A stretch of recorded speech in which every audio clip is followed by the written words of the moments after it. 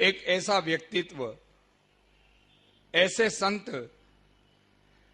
जिन्होंने समाज सेवा के लिए और उसमें भी विशेष रूप से समरसता के लिए, जब शंकराचार्य पद की मर्यादा सामाजिक समरसता के आड़े आने लगी, सामाजिक समरसता में बाधा लगने लगी,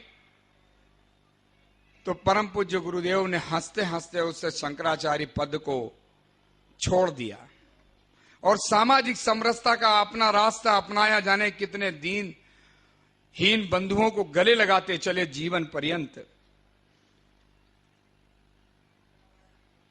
हम सब ने पढ़ा होगा, जाना होगा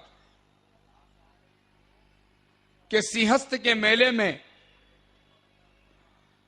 हरिजन बंधुओं के साथ, सफाई कामगारों के साथ स्नान करने वाले तो संत थे परम पूज्य गुरु सत्यमित्रानंद जी थे,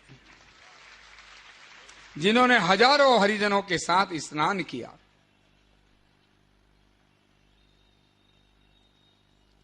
उन्हीं के शिष्य और मेरे गुरु परम पूज्य अवधेशानंद गिरि जी महाराज उसी पथ पर चल रहे हैं।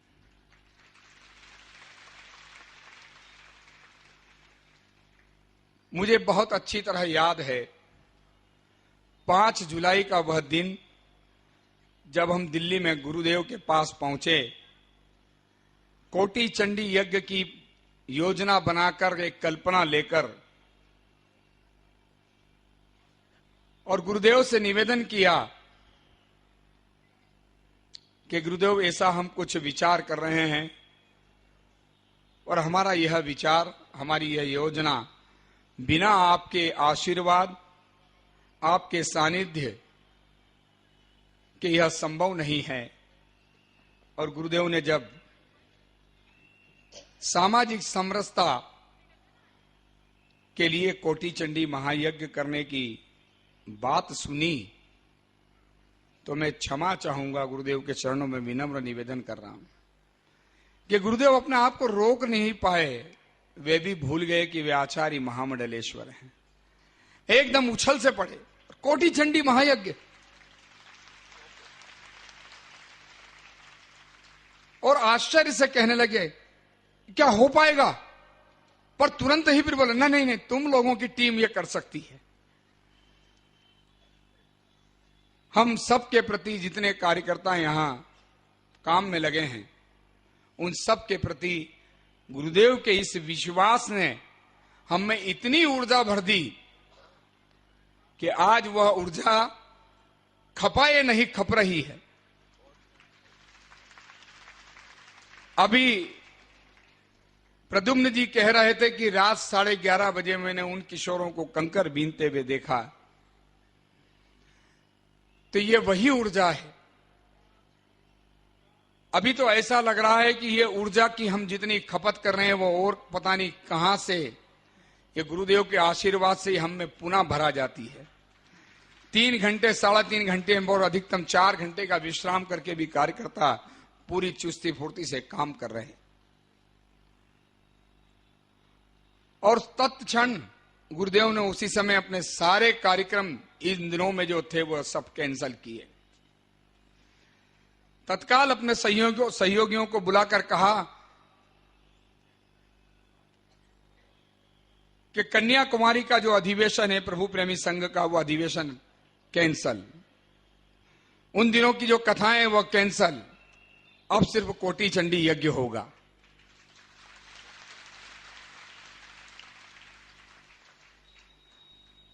उससे उत्साहित हर्षित होकर हम जब इंदौर लौटे, पहली मीटिंग 15 जुलाई को हुई, इसमें 300 कार्यकर्ताओं ने भाग लिया। मुझे यह भी स्मरण है कि उसी दिन गुरुदेव ने तय किया था कि बड़े गुरुदेव से बात करें और इस कार्यक्रम की घोषणा, कोटि चंडी की पहली घोषणा उनके मुखारविंद से ही हो। समस्या यह आई कि गुरुदेव, बड़े गुरुदेव उन दिनों हिंदुस्तान में नहीं, लगातार उनका 2 माह का प्रवास विदेशों में था और इतना समय नहीं कि गुरुदेव के आने की प्रतीक्षा करें। इतना समय निकल जाता तो शायद समस्या खड़ी हो जाती।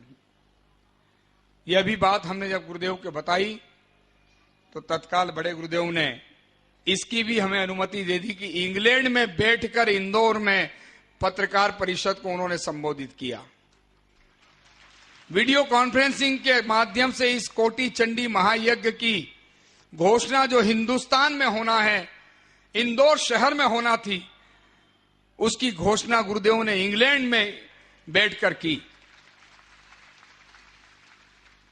उसके बाद गुरुदेव के द्वारा 19 सितंबर को संकल्प महोत्सव, जिसमें 7,000 लोगों ने इस यज्ञ को पूर्ण कराने का संकल्प लिया। जबरदस्त आंधी तूफान से ऐसा बना हुआ पूरा शामियाना उड़ गया, मूसलाधार बारिश हुई, सबके भी हम प्रत्यक्षदर्शी हैं। 14 अक्टूबर को उसके बाद भी धूमधाम से गुरुदेव ने स्वर्ण हल चलाकर इस देश में ये दशहरा मैदान की धरा को धन्य किया, इंदौर शहर को धन्य किया।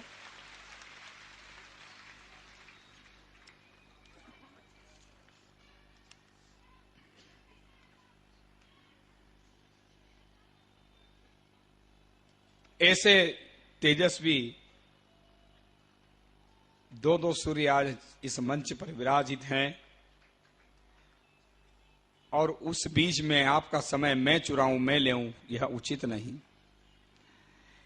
एक बात कह के मैं अपनी वाणी को विराम दूंगा। हिंद रक्षक संगठन जहां भुज और बचाव में जाकर आपात स्थिति में सेवा कार्य करता है, वहीं सिंहस्थ मेले में जब एक समस्या सामने दिखी कि यातायात व्यवस्था के कारण 2-2, 2.5-2.5, 3-3 किलोमीटर तक बड़े वाहनों के प्रवेश को वर्जित कर दिया गया। कोई भी डीजल या पेट्रोल से चलित वाहन उस परिधि में अंदर नहीं जा सकता था और सिंहस्थ में जो बुजुर्ग स्नान करने आते हैं, उन्हें 5-5, 8-8 किलोमीटर, 10-10 किलोमीटर तक पैदल चलने के लिए विवश होना पड़ रहा था। यह जब बात हमारे ध्यान में आई, तत्काल हिंद रक्षक संगठन के कार्यकर्ताओं ने निर्णय लिया कि सारे सिंहस्थ में हर क्षेत्र में सेवा रथ चलाए जाएंगे और बहुत सुंदर सेवा रथ बने। 100 सेवा रथ जिसका हमने निर्माण ठेले पर किया था, बहुत सुंदर ढंग से उसको सुसज्जित किया। ऊपर धूप ना लगे उसके लिए पूरी उसकी छांव करने की व्यवस्था की और ऐसे सुंदर रथ से पूरे सिंहस्थ मेले में हमने बुजुर्गों को बिठा बिठाकर एक स्थान से दूसरे स्थान तक पहुंचाने का कार्य किया है। मैं उन सारे 100 से अधिक कार्यकर्ता, उसमें लगभग 200-250 कार्यकर्ता लगे थे। 12-12 घंटे की 2 शिफ्ट में वे रथ चलते थे और मात्र 1 रुपया कहीं से भी बैठे कहीं भी उतरे, उस सेवा शुल्क 1 रुपया उसका रखा था कि अनावश्यक उसका दुरुपयोग भी ना हो।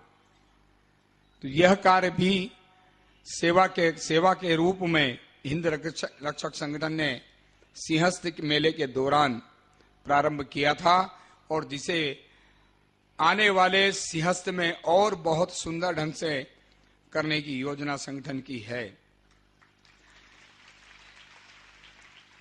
मैं इस अवसर पर